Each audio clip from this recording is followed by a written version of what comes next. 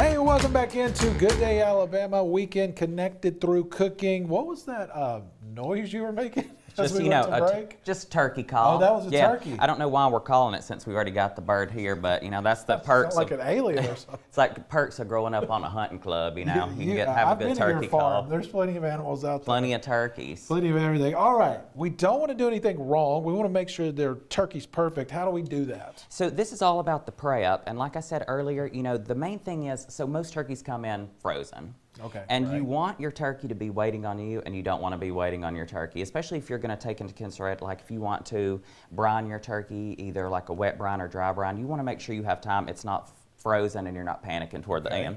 So first things first, you get your frozen turkey. You're going to want to leave it in the packaging. And you need 24 hours for every 4 to 5 pounds of turkey. Okay. So this is a 14-pounder here, so that's going to take 3 to 4 days That's to thaw. Pretty big turkey, right? That's pretty big, but they even go up to like 25 pounds. Ooh. So, kind of calculate, think about the 24 hours, and you're going to want to, the safest method's in the refrigerator. Okay. And so keep it in its original packaging, put it in a shallow, roasting pan on a sheet pan, put it in your refrigerator, make sure it stays around 40 degrees, and allow for that 3 to 4 days of thawing. So you don't just leave it on the counter for or out in the sun or on the hood of your car or anything. And the other method too, so say you are in a little bit of a pinch, so you can do a cold water thaw method too. Now don't get that confused with hot water, because that could cause some bacteria to grow there. Okay. So again, keep it in its original packaging, and you're going to want to thaw that 30 minutes per pound in cold water. Okay. And you can do that in the fridge, in a cooler, wherever you want.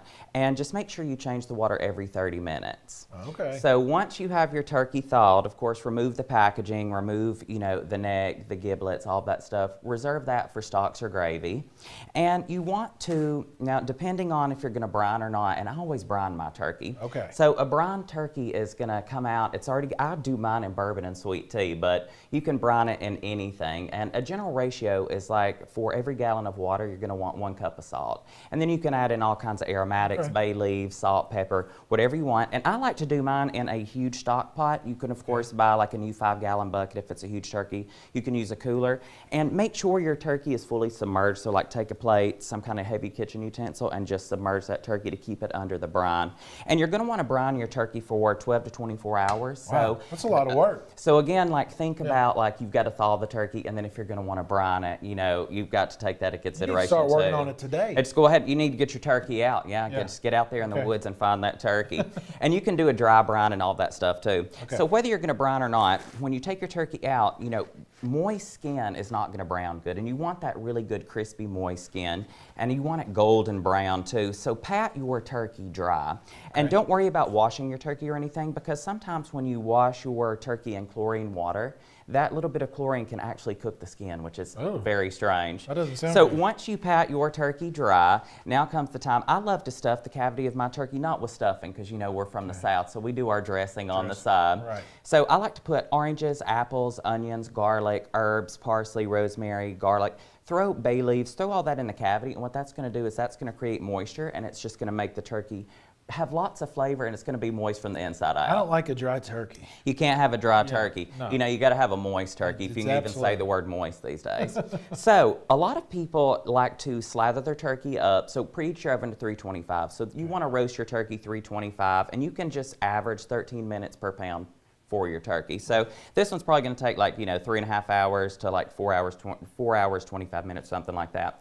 Now instead of butter, About a minute left. Hey, well, that's good. Okay. Perfect, just in time for another turkey call. So what I like to do is, instead of slathering mine with butter, because butter just melts directly off, goes in the bottom of your pan, use mayonnaise. It's going to be your best friend. So just use that's a a good rubber tip. spatula, or just use your hands with gloves. Slather your turkey up and then season it however you want. And I brine my turkey throughout the process. It just keeps it really moist. Do it on a rack in a roasting pan. If you don't have a roasting pan, just tin it with tin foil, and it's going to be perfectly brown and golden and ready to go. I love butter, but you're so right. It always just runs off and it fries on the bottom bottom of the pan. It does. And if you want to add butter, wait till just the very end, and then you can add your butter on there, and it kind of sticks to the skin. But you know, you don't want all your seasonings going right off in the bottom of your pan. Okay. Now, I love a glaze on a turkey, so molasses glaze is really good. It's just going to lock in a lot of flavor, make it look really pretty too. Well, you know, I never even introduced you. Everybody knows you if they watch. I've been around a little bit. It's Trace Barnett with Garden Party. With Garden Party, yeah, we have a great turkey, sweet tea, bourbon turkey with a molasses glaze. Check it out, aptv.org. And we're also going to post your recipe on, we're going to post this interview online at wbrc.com, or you can scan that and get it there as well. Well, we'll be right back in just a minute.